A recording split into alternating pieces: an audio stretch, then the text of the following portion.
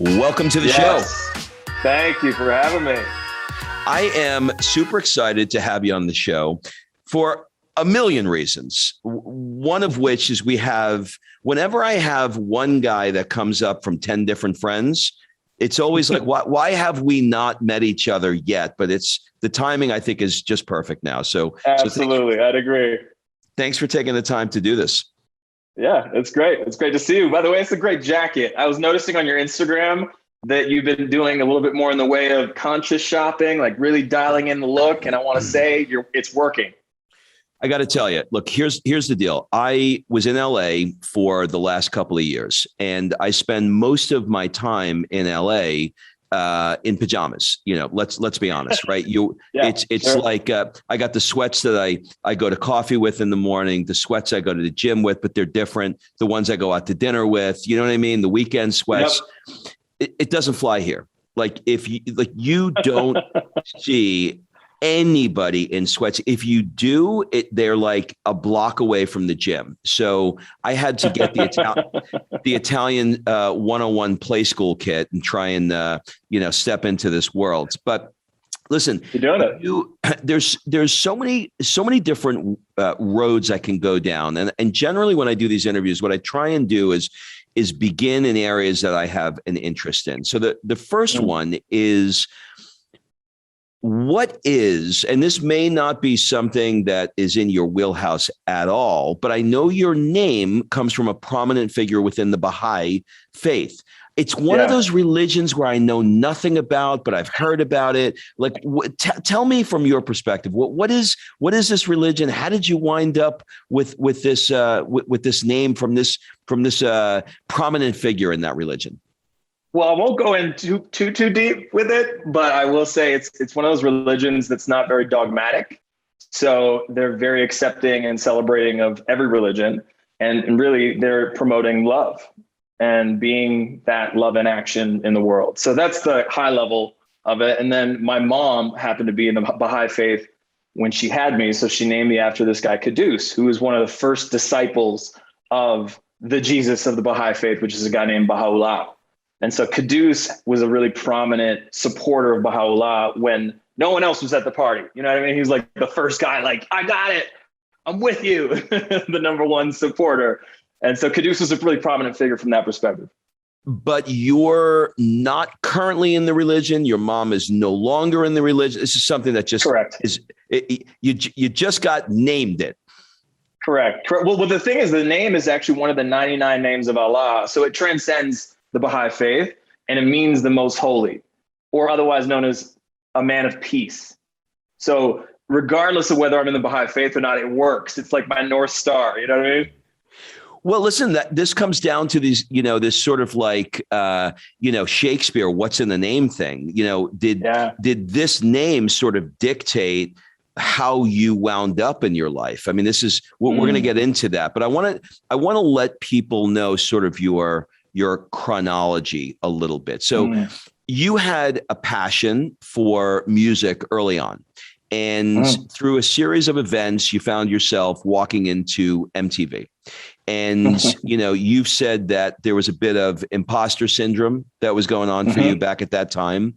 Could you sort of like walk me through what that moment felt like as this, Canadian kid in, what at that time was the superpower, right? MTV. Yeah. What was that like for you? A lot of energy. It was a lot of energy. I remember walking in the building feeling like I was not qualified to get the job that I was about to meet for. And then I walked through the hallways and I remember seeing Justin Timberlake on his way out with his whole posse. And I was like, okay, this is it. And I grew up in Canada where we had our own version of MTV called Much Music, a little bit more of an intimate vibe there. And still stars came by, but it was street level. Literally the stars could go right up to the window and the fans would be right there. And so it was very Canadian. Actually, it's very perfect actually for how we are, very approachable, kind, accessible type of people. But then when I got to MTV, it was like this huge building. The studio was above the ground, looking down on the fans. The whole thing was a different scope in terms of the millions of people around the world who watched MTV at the time, specifically the show that I was to host, TRL. And so there was a lot of energy, a lot of excitement that was flooding my system. And of course, I'd done just enough work on myself to realize that that could be perceived as anxiety or excitement. And so I remember choosing the excitement as I walked into the meeting with this guy who's a talent development executive there named Scott Venner.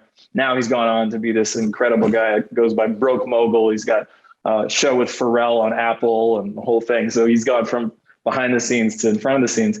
But at the time he was sitting there at the desk and he had a poker face and he's just looking at me with no emotion. Can you imagine? I'm already flooded with anxiety/excitement. This guy's not giving me anything to work off of, poker face the whole time, except for one moment where he goes, "So why do you want to be a VJ on MTV?" And I was like, "Well, because I can't sing like Maxwell, and this is the next best thing. I really love music." And that cracked a little smile on his face. So that's how the meeting went. I walked out and I thought I bombed. I genuinely didn't know how I actually did. And so I walked off the street and got on the phone with my family back home in Canada. And I was like, I think I'm coming back home. Pretty sure I didn't get that. And then 2 days later, I got a call from this guy, his agent, Kenny Goodman at William Morris. And he said, "You got the job." All right. So now you got the job, right? So now here you are. How old were you at the time? I was 20 years old. 20 years old. Oh, to be 20 years old. All right. So you're 20 years old. You find out that you are, is it fair to say a VJ? Is that sort of like the right? Well, it's an antiquated term now. There's no such thing now, but it used to be video jockey. We would be the ones introducing the video. Therefore, we called video jockeys. Right. Now it's YouTube, right? Now it's YouTube. Yeah, now it's YouTube. All right. So you got the job. You're in New York City, right? This is where it's broadcast from. You're in New York City. You're 20 years old. Is there a lot of cash involved at that time? Yeah, more money than I'd ever thought I'd make at that point, for sure. All right. So now you got it was a good salary. And it was access too. It was like the wealth of access was the biggest thing. So all of a sudden I'm in parties with Diddy. I'm hanging out with Jay-Z, Justin Timberlake on any given night. That's my life. All right. So now you got dough in your pocket. You're in Manhattan and you got instant celebrity. I mean, boom. Yeah. All of a sudden, people now are recognizing you. Do you remember the moment where the first, teenager probably walked over to you and said, "Oh my God"? Do you remember that moment? Yeah. Oh, 100%. Well, it was actually before I hit the air. I was doing a man on the street segment. So we call a man on the street segment of the business. So I basically just went out to Santa Monica, 3rd Street Promenade to do a little bit for the Mandy Moore show. That was my very first assignment. So I was in LA for the first time. I'll never forget it. They put me up at the Standard on Hollywood Boulevard, actually Sunset. So anybody who's been in Hollywood knows it's like a very infamous hotel. And I walked in and there's literally this person that was obviously the receptionist, but then behind her was like a woman in a glass case, literally.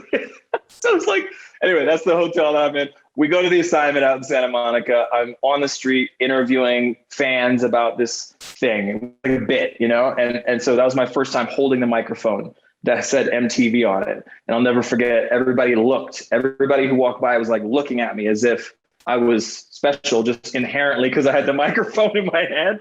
And that's when I started to really get what was going on. And then of course people came up, "Hey, oh my God, what are you shooting? What's your name?" And there's this fascination I'd never felt before in my life. It's like this flood of attention. And so, yeah, that was my first moment. Okay. So that started there. And how many years did you ultimately wind up having this gig for? 5 years. 5 years. Okay. Yeah. So I would suspect, I mean, now you've got, you're on the other side of this and you can look back and you can kind of think about that period of your life.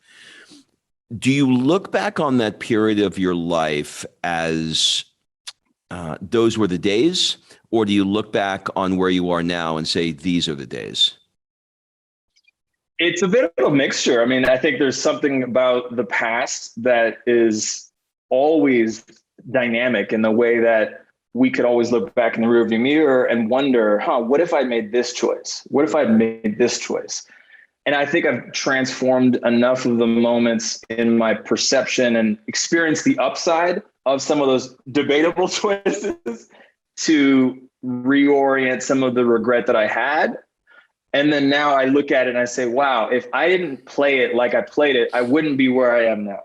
And where I am now is exactly where I want to be. So in the whole final analysis, I look at it and say, great, man, awesome. But like along the way, are you kidding me? I had lots of winding roads and uncertainty and doubt, a lot of risky choices, unconventional choice. Most people don't leave MTV unless they get fired. I left after 5 years. Like I pulled the Dave Chappelle before Dave Chappelle left Comedy Central, you know? So for me, it was radical to basically leave the thing that I thought was my dream job and then go off into nothing uncertain, you know, no certainty whatsoever. So right. it was definitely wild. Okay, but why? You've got a good gig. You have celebrity. You have money. You have all the things. We'll put air quotes up that people aspire to who would want a gig like that. Yeah. And then all of a sudden you say, "I'm out of here. I'm done."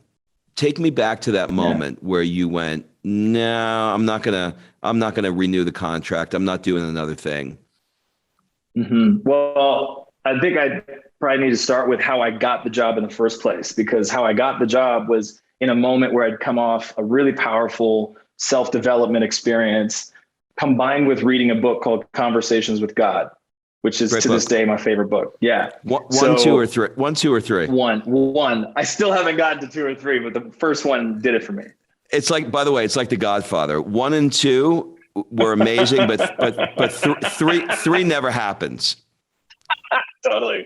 I just look at it every day. It's on my shelf. I'm like, something about it just hasn't appealed yet. So the first one got me in a space where I walked into that meeting at MTV feeling like anything was possible. I've got the wind at my back, right? So when I looked at my experience at MTV after a few years, and I felt like I wasn't having the conversation that helped me get the job, I started to ask myself, what is actually being an integrity for me right now? Because if my goal for being here on this platform is to make a difference, inspire people, make the biggest impact I can in a skin suit while I've got it, I had to really do an inventory to say, is this conversation the biggest impact? And in that moment, I realized it wasn't. So it's interesting because you can look at being a gatekeeper to that sort of a platform and a facilitator of pop culture moments as something that's incredibly impactful, because I think it facilitates the embodiment of possibility and what everybody wants, right? People want to be fully expressed. They want to live the life of their dreams. They want to sing from the mountaintops, right? So there we were actually creating a mountaintop for people to sing on. But I got to thinking, what would it be like to actually be the one to help the person get to the mountaintop? And that became the fascination that had me leave MTV, because it wasn't the same conversation. And so then I got into artist development at MySpace Records, and it was a different ball game, being the one at the front end of the pipeline of talent hitting the screen. All right. Before we get into that, there's a pocket here I want to play with. So it takes me a minute to fully understand people. Like I was listening to a Joe Rogan. I was listening to a Joe Rogan show the other day, and somebody had asked him, like, dude, why are you doing 3-hour podcasts? He's like, it takes me like a couple hours to really get to know somebody and understand them. It's difficult enough for me to do it in an hour, but I'm always amazed at guys who did what you did, where you've got, handlers off on the side, you've got sound bites, you've got commercial breaks, and somebody goes 3, 2, 1, go. And you've got to turn on the charm, ask a smart question, connect with somebody, and then they're off to the next 87,000 interviews that they're doing. Mm-hmm. What is the skill set that was inside of you from a visceral standpoint? Maybe skill set's a bad word. What was the energy that you held in your body that allowed you to connect as successfully as you did? Because listen, I could sit here all day long and tell you how amazing you are. They wanted you for 5 years and you said no. So the proof is in the pudding that you were good at what you did. So where did that come from? Curiosity more than anything. I was always really curious. And my mother really modeled that for me, because she was a teacher. And yet even as a teacher, she would always be the student, always be leaning in and wondering what was going on with me, asking questions. So I got to really see firsthand what that created, which was me feeling like I mattered. And so I remember just coming off of my childhood thinking, wow, if I can ask those types of questions to people, they're going to feel like they matter. And of course, on a stage like MTV, it takes on a whole nother level, because then I can actually help tell somebody's story. And so I got really curious about the people that came through those doors and what added up to the album that we got to listen to, or the movie that was coming out, because I knew there was a story behind that creation that was probably going to unlock a lot for people listening. So that's where it really came from. All right. So now you're in the world of media training, and you've got a company now called Camera Ready. And we're going to get into that. Oh, actually, that's my last company. Now you're on to the next one. My ex-wife has that. Well, listen, I mean, you know, I saw a Porsche the other day, and the license plate said, you ready for this? Was his. Yeah, relatable. Very relatable. Yeah. Can you imagine? Yeah. Well, and you know what? I love the fact that she's running with it, because as we were going through the divorce, it was very clear that in some ways I wasn't really in alignment with that iteration of the media training that I want to deliver, which is what I'm delivering now through the Media Mastery Academy. So it's a different iteration of the same kind of work. All right. So we're gonna dig into the Media Mastery Academy in a second. But I want to pre-frame this. You're helping people. Well, let me just ask you, what exactly are you doing with the Media Mastery Academy? Let me make sure I understand it. Yeah. So basically we take people through a process where they really understand their hero's journey, because a lot of people don't really get their hero's journey. And then when they're getting in front of a camera, they wonder why they feel nervous or imposter syndrome. It's because they haven't actually anchored into the hero's journey that they've gone through in such a way where they can show up on a microphone and deliver powerfully. So the first touch point of what we do there is that hero's journey. We develop people's hero's journey, so they stand on a different platform by the end of the first program. So that gives you an idea of what we do. Okay, so the hero's journey, that is Joseph Campbell's work, I think. Yeah. And for those that don't know what that is, just in short, what is the hero's journey? It's the breakdown to breakthrough journey that a lot of us go through. You know, you ask most successful people about the challenges along the way, and it's that moment where life brought us to our knees and we rose up, because that's the inflection point that people really need to hear more than anything. It's that ability to really relate to the struggle, the challenge, the limitations that we all have as humans. And then the overcoming of it is the hero's journey. It's getting on the other side of it. It's being able to actually transform. And so that's what every great movie has at the core of it. It's this arc of the protagonist that goes from the underdog to the one who wins the game, right? So that's the hero's journey that we all go through on some level. Where do most people who are in your academy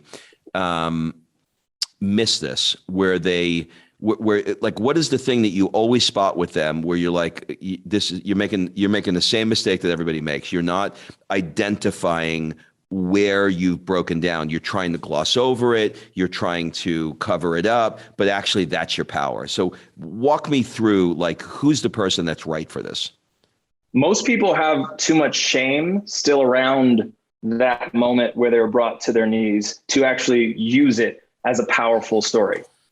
So that's the thing that gets in a lot of people's way. There's not enough spaces and places in the world where people can process their shame in such a way where they can see the breakthrough and who they actually became in the process of overcoming the breakdown. Most people are just tied up in the breakdown thinking, gosh, I wish I could have, would have, should have, versus actually that was perfect, because that gave me a place to actually transform myself. You know, it's like, if we don't go through that, we don't get the resilience. We don't get the wisdom. And so a lot of people just throw the baby out with the bathwater. They don't think they really had that moment in such a way where they can use that moment instead of abandoning that moment and like tucking it in the closet. You know, a lot of people, we tuck it in the closet, we shove it down. We don't want to share it, you know, because we think we were wrong or we weren't enough or whatever. So it's the stuff that we make up that gets in the way of all those plot points that people really want to know about. I've seen two versions of this, and I'd love to get your take on it.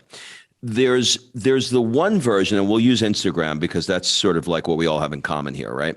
There's the one version where on Instagram where everybody is continually talking about their breakdown of, Mm. the childhood trauma, you get the idea. Where they can't shake it. And they've been on, the couch for the last 20 years and it's all they talk about. But then there's the other one where everything is so over-filtered and so amazing that you look and you're like, oh my God, like you're so not relatable. You're so not real. How do you do the dance between sharing what you had to overcome, but not being so annoying that the whole world has to continually go through your trauma forever, and be able to show what the other side of it is? You get what I'm getting at here? Yeah, for sure. Well, I think it's a moment to moment game. I think that's what authenticity is being really present to what's wanted and needed in front of us versus having some prepackaged soundbite and, oh, let me give my story here. That breakdown to breakthrough thing, because that's the thing I should offer here, as if it's not necessarily something else, you know what I mean? And that's really where it comes down to the feeling that we get when we listen to an interview. We know somebody's had that prepackaged. That's what we don't relate to, is like this idea of like, this is where I say the thing that makes me a hero. Like that's like vomit inducing, right? And so it's truly about the organicness of the conversation and what's like really wanted and needed there. And most people just can't be present. That's the issue with most people in interviews, is they feel like because of the project that's coming out or whatever they've made up, that gets in the way of the presence. And so, of course, we experience it as inauthenticity on our side as the audience, and it feels like that story again. But I guarantee if it's actually coming in the form of a conversation and a question that warrants that answer, that it feels different. It hits different every time. How do you, as the interviewer, do it, and as the person being interviewed, stay present enough to, every politician is taught that, you got to get your talking points in, right? So you come with the agenda. JT comes with his album that he's talking about, and they got their thing. Mm-hmm. How do you get that presence out of somebody? And if you're that person, how do you get the message out without and remain present? Yeah, well, trust is a big part of it. Being able to trust that as an interviewer, I can actually track what's being said and be able to ask the inspired question.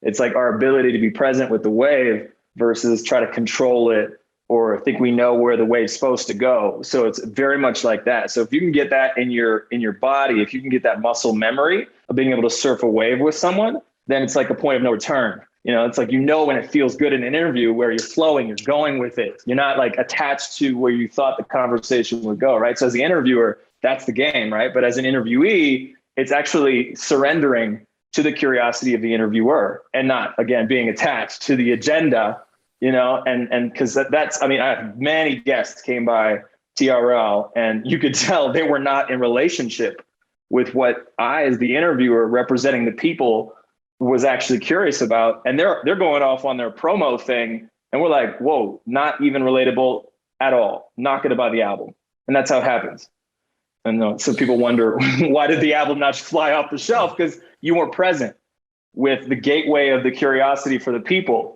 So of course you're going to drop the ball and not be relatable, and then they won't connect. Do you look back now? Has there been times, you have enough years between that gig and where you are now? It would be interesting to me to see, we'll just use JT because we've been talking about him. When you think about the JT that you met back then and the JT now, as an example, and it doesn't have to be him, it could be anybody. Do you see an evolution in people as they go on, or do they, they're still the same? They're still doing the same thing. It depends. I think it's a case per case basis. It's not like these celebrities are any different than us. We know that uncle that's so set in his ways. He shows up at the barbecue every year and be the exact same uncle, no matter what kind of feedback the world's giving him. Same thing with these celebs. Like they sometimes get away with a lot of the same things that got them in the door, and they keep enough yes men around them, and the market does enough to validate the way they've always been for them to stay in that lane. and they never change, right? And then there's some people like Andre 3000. You never know what kind of song he's going to be on next, right? And so it's very much like everybody, really, truly. I always like bring it back to the same thing when people ask me about what's it like being around Stevie Wonder and Usher. Like, I'm like, well, it's remarkably like everyone else I've been around, actually. Really? Yeah. I mean, I think there's more energy around them. Like there's more of the entourage, but when you get down to it, the moment of actually just connecting with that person, they're just like everyone else. And sometimes they have more limitations conversationally because of their celebrity, because they have this whole thing that they have to like keep up versus the normal person who's just walking through the world without any sort of, media hype and projections of who they're supposed to be. So it's an interesting thing when people think about celebrity as like the goal. I'm like, that's the booby prize. But a lot of people have bought into it. I love that. I did not expect you to answer presence with interview. I thought it was going to be much more tactical in nature. And it's really interesting. I'm sort of going back in my mind now, thinking about the people that I've interviewed who were the best. And we talked earlier about InQ. He is and was extraordinarily present. And because of his presence, the interview went in lots of different directions that I didn't think it was going to go. And you described it as surfing a wave. And that's probably the best description I've ever heard, because that's what it feels like when you're with somebody. You're riding a wave together. There's an energy thing that happens.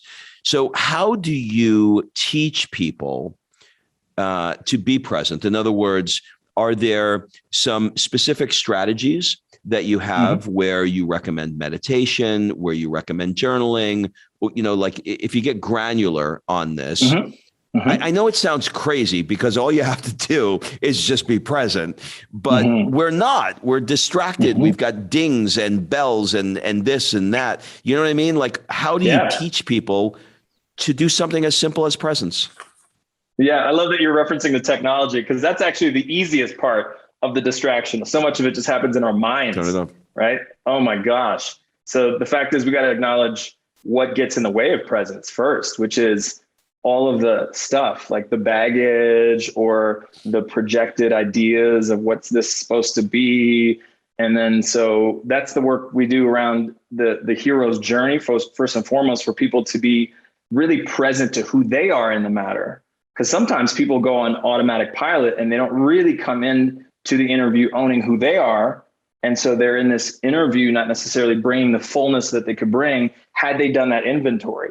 So that's the first step that we work with people on, is really getting that inventory in their bones, where they are super clear about what their values are, what their vision is, what their mission is, how they've walked that, so that they can come wholehearted to something and not feel like there's something back there that's unresolved. So that's the first work that we do with people. And it's a very self-development kind of dynamic, but on the other side of it is a full self to work with. So it's nothing left behind. It's all there. It's all integrated. It's all available for the interview, and not like some sort of, racket in the back of our mind. So I love the word racket. How do you do that? Is it taking them through trauma that they've had? How do you do that? Yeah, there's a lot of different things that we offer up in terms of conversations, processes, exercises. One of the things I could offer anyone listening right now is something called the brag bank.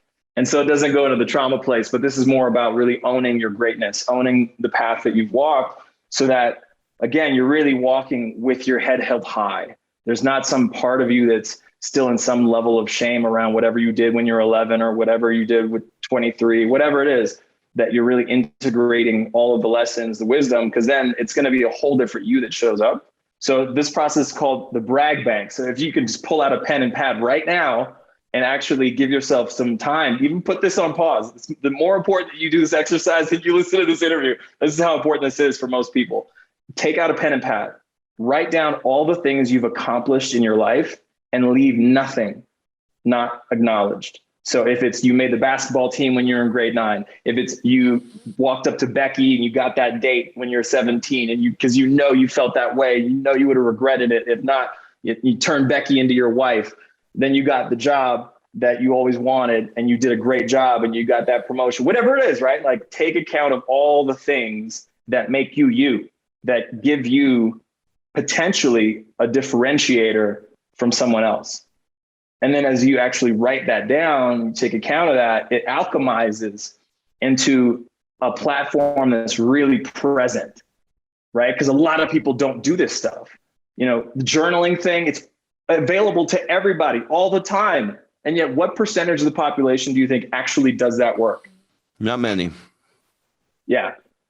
And so that's really why we take some time to actually take inventory, do the brag bank. I totally implore you, if you're listening, do the brag bank, see how you feel on the other side, and then ask yourself, am I going to bring myself differently to the next interview? Absolutely. It's probably the answer. Yeah.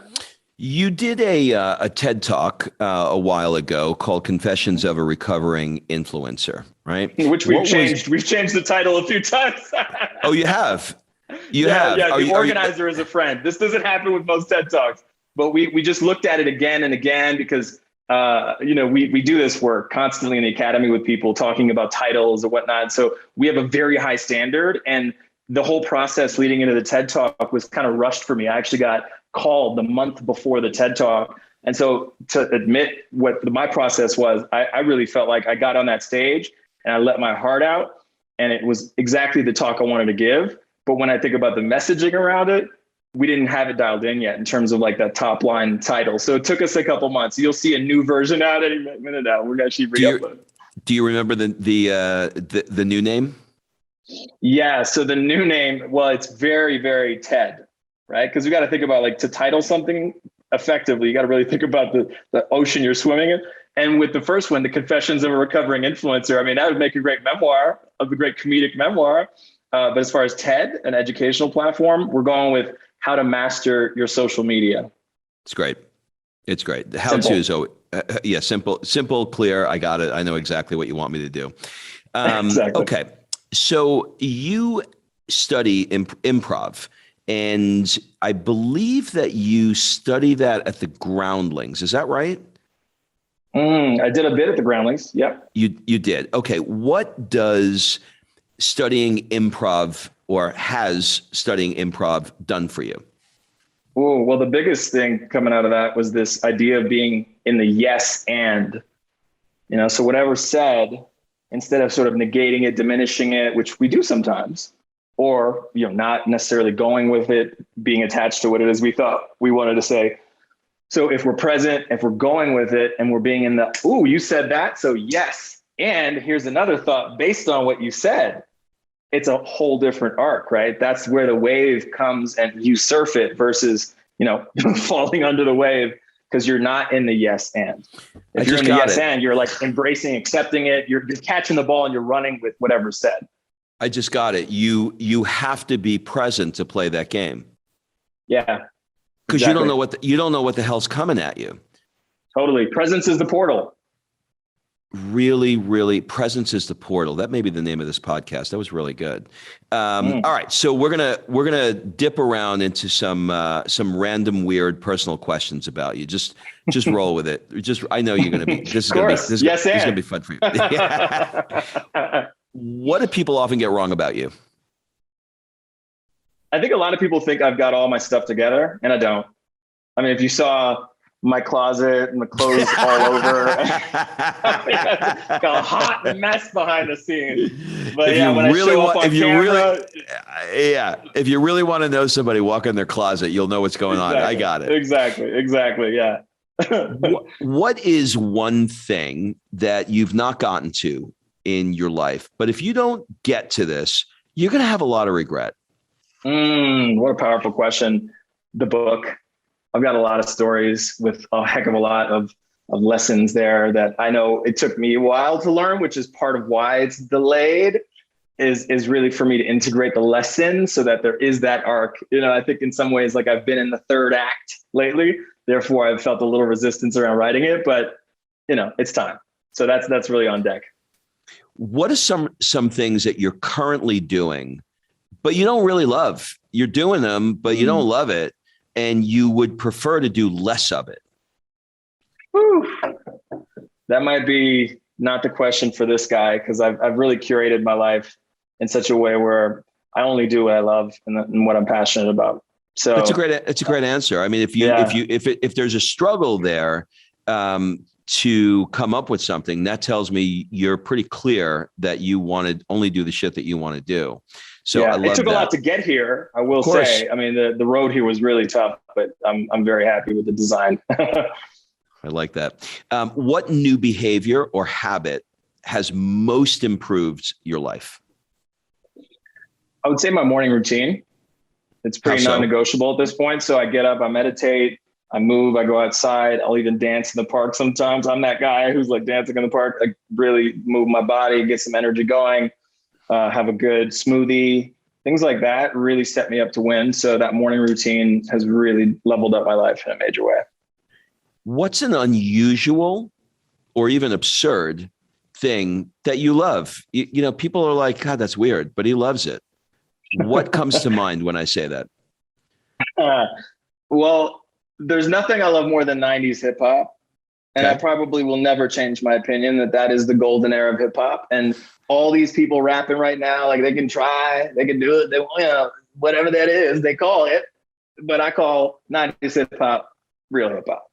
That's the real stuff. That's like one of those things. I would debate anybody on that. What's one goal that you thought, when I achieve this, my life is going to be amazing. If I just get this goal, and then you got it, and you're like, that wasn't what I thought it was going to be. Hosting television. Yeah, it was very sexy. It had all the glam. And at the end of the day, it was like not really fulfilling. And I wanted to have a deeper conversation and really connect. Like this podcast, an example of the type of conversation I wanted to have, but we only had 2 minutes with Jim Carrey. It's kind of like the biggest tease. I basically felt like I was just getting teased for 5 years and then beyond. I mean, I still did hosting here and there, but that's one of those things that comes to mind.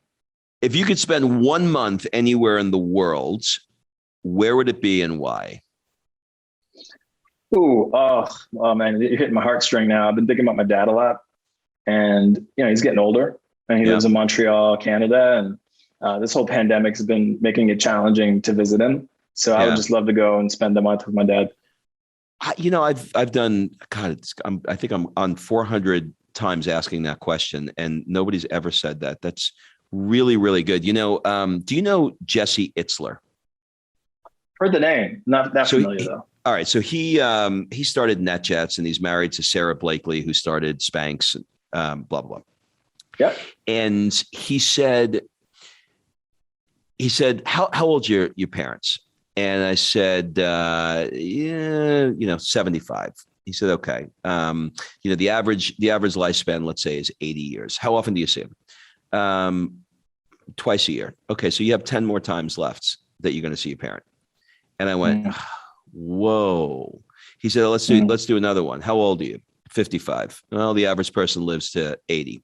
So you have about 25 summers left. And I went, oh, God, that's really heavy. When you quantify it and you think about it. So I love that you gave that answer. Are there any positions or opinions in the last few years, or it could be way back, it doesn't have to be in the last few years, that you've changed your position on substantially, or maybe even completely changed your mind? We used to be like, I used to think this way about this, but I don't think that way anymore. I think differently now. Yeah, I got something for you. Politics. I used to write it off. I used to think nothing good could come of it. All I saw was gridlock and ego and power trip. And, that was my lens on it. I had a very positioned perspective on it, but I really appreciate anyone who's willing to dedicate their life to public service, because the ideal of it, the intention that I think a lot of politicians have going into it, is to serve people, to actually be in a position to enact some policy that's going to actually help people in their life. I don't know of a lot of people that get into something because they're inherently evil and want to then do bad with it. I think it's along the way, the system oftentimes isn't set up in such a way where the culture ends up massaging the best of people to get through to the front lines of what it is that they're dealing with. And politics is a great example. We need to really reinvent politics as a system. But so the thing is, looking at politicians as distinct from the system is what I've been able to do lately. And I really appreciate anybody who's willing to try to do that. It takes a big heart to do that. And a lot of balls. There's no question. With every new level comes a new devil. What are you currently struggling with? I am currently struggling with one of my biggest rackets. You love that word, this idea that like I have a limited belief that I keep coming up against because I keep throwing myself into the ring at really high levels and like testing my capacity to facilitate a leadership training for a Fortune 100 company. Like that is something that challenges my worthiness, my belief in my capacity to actually walk into a room or a Zoom and facilitate a transformational conversation for a C-suite of a top 100 company. You know what I'm saying? Like that really bumps up against my worthiness every time. I think, oh, who am I? You know, are they really going to listen to this former MTV VJ? You know what I mean? Like I have this part of me that wants to just diminish everything that would have me stand in that room and own why they hired me to facilitate that transformational conversation. Isn't it so interesting? Because it could completely be a reframe where you could walk into the room and say, I have interviewed the best people in the world and I had 2 minutes to connect and communicate. There's nobody better on the planet who can do what I can do. And I have so much to teach them. And there's not one person in the C-suite who has that skill set, and I'm going to deliver it. Like it's just a reframe. You know what I mean? Yeah, 100%. So it's always the game of what are we listening to? You know, that's that devil on the right shoulder or the angel on the left.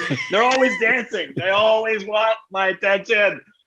No. Like, who do I listen to at any given moment? You're beautiful. You're so handsome. You're an idiot. You never amounted to anything. You know what I mean? Like it's people only knew you dropped out of college, and the other shoulder is like, but you went to MTV though. Right? Like fuck you.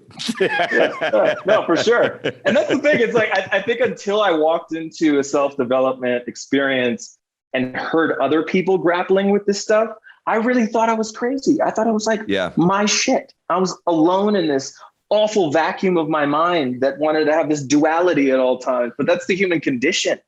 It is. We're wired that way. All right. We're going to do a speed round as we wrap up. Answer as quickly, as slowly as you like. What would your friends say is one of your superpowers? Curiosity.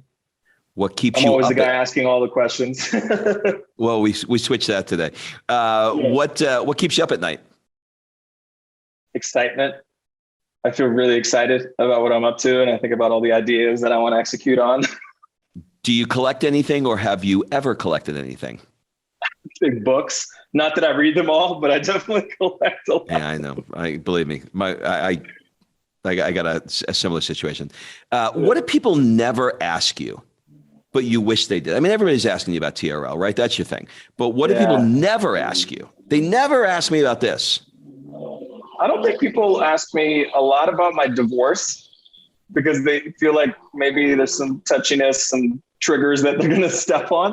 But I'm actually very willing to talk about it. And I think it's ultimately going to be a whole nother book because divorce was quite the teacher. Quite the teacher. That's a good title, by the way. Divorce is quite the teacher. That's a really good title. I'll write that down. Yeah, divorce is quite the teacher. That is a real because I've been through it, and I know it's interesting that you brought that up because I did not have a lot of people who asked me about it either, and it is, and I was willing to talk about it. And I think it's just one of those things where people are like, I don't want to. Because most people don't want to talk about it. So, you've done a lot of self-development where you, I'm sure, look at it as a lesson or a teaching moment. So I love that. Yeah, totally. What is one thing that you want to get better at? Discipline. I think I've prioritized my feelings and like the flow. And, you've been using this metaphor of surfing. It's very indicative of my mindset, which is, life is to be surfed. Like, what do you mean a schedule? What do you mean, discipline? I want to feel what I feel and do something based on my feelings. And it's not congruent sometimes with discipline. So I get to work on that. That's true. I mean, there's it's a good book by Jocko Willink, the Navy SEAL guy, and I'm paraphrasing, but he talks about how the freedom is in the discipline. So when you've got the discipline, you're actually free because you've got structure that's in place that allows you to surf, but you've got the structure. So it's interesting. That's book cool. Have you reread the most?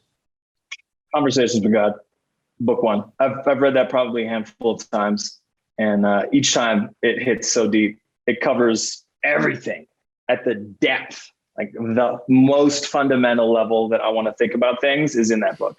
Yeah, that dude was talking with God. There's no two ways about it. Yeah. What is your guilty pleasure? Dessert. Man, I love me some dessert. What kind? Well, mochi. Lately, it's been a lot of mochi. Oh, yeah. We go to sushi a lot, and we always get the mochi. It's my kryptonite. I love that. 2 questions left. What is one thing that you own? And you should probably throw it out, but you never will. So the notes that I've taken as an apprentice to my facilitator mentors, I've been in all these transformational workshops with these mentors of mine, written all these notes, and I'm very precious about these notes because it's gold. Like if you look through my notes, it's gold. I mean, I could literally turn that into a book, and I probably will, but maybe I won't, in which case I should throw it out. But yeah, like my journey to become a facilitator of these types of trainings that I facilitate, it was a long and winding road. And I learned from a lot of really, really skillful Jedis in this work. And so the fact that I was able to write those notes, I mean, it's kind of like being at the feet of Yoda and not soaking it all in and then keeping what you soaked in somewhere. So just in case you lose your mind, you can like pull it off the shelf. Sure. Okay, let's change it up a little bit. What one question would you like to ask me? Oh, what was your biggest takeaway from our conversation so far? Presence.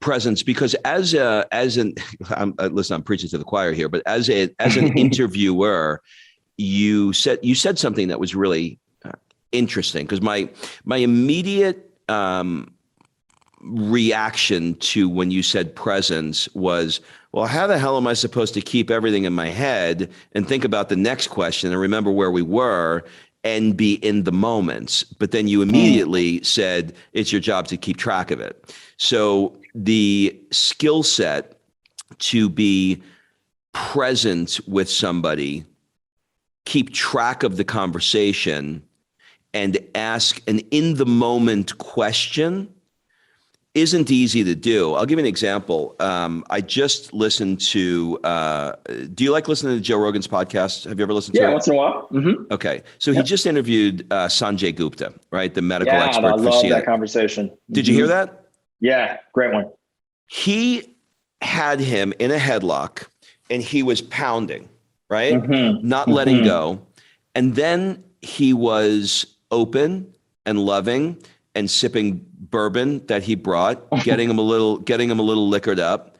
And then he was pounding him. And by pounding, I don't mean he was aggressive. I mean, he intuitively knew that Sanjay was guarded.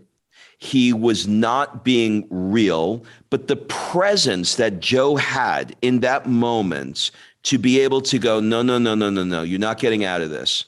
You're not answering my question, and I'm not letting you fucking go until you do. That level of presence, he could have easily been a dick, and he could have easily have been just hard for the sake of hard. But because he was present and in the moment, how he showed up in that moment was different than he showed up for lots of other people, because that's what that moment required for him. Yeah. Because he was present. Yeah. Yeah. Does that make sense? Masterful. Absolutely. Because especially with the stakes in that conversation, for him to miss one beat of that conversation would mean to be not credible to a whole sect of people, right? And there's no way that you can have that conversation if you're not present, because then otherwise he's phoning it in, you're phoning it in, everybody's getting, you're a vaxxer, you're an anti-vaxxer. Okay, we agree to disagree, and you go your way and I go mine. But that's not what came out of it. What came out of it was you and I now having a conversation about that conversation. And I'll give you one better. Because he was present, Sanjay had no choice but to be present, because he felt his presence. Yeah. So it was that's how powerful presence is. That's how powerful presence is. Yeah. So that's exactly so that's what I thought was the best thing that you said. Nice. No, you know what's funny is like I actually asked the takeaway thing, not from like a perspective of wanting to get validation for anything I said. Actually, it could have been a takeaway from what you said too. And this is where it gets really interesting with interviews, because sometimes if we're really in that surf, we'll say something that surprises us. You could have said something in that surfing that would have been like, wow, that's my takeaway. I said it and I didn't know I had that in the tank, but that's what I said. And that's my takeaway. That's really good. That's really, really good. I remember getting a massage once. I was in Miami. I remember right where I was. I was at the Delano hotel in Miami. They closed down now, but I was getting a massage, and the therapist was so good. Like I've never had one before, and I never had one after that was this good. And he said something to me. He said, I have to enjoy massaging you as much as you enjoy getting massaged. Oh, yeah.